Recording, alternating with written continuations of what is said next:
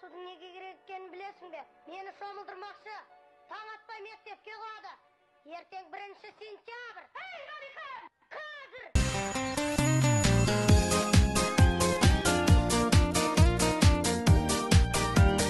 Нұрия, қызым, тұра ғой. Бүгін 1 қыркүйек. Сабаққа барасың. Сағат 8:30 болды. Ой, мама,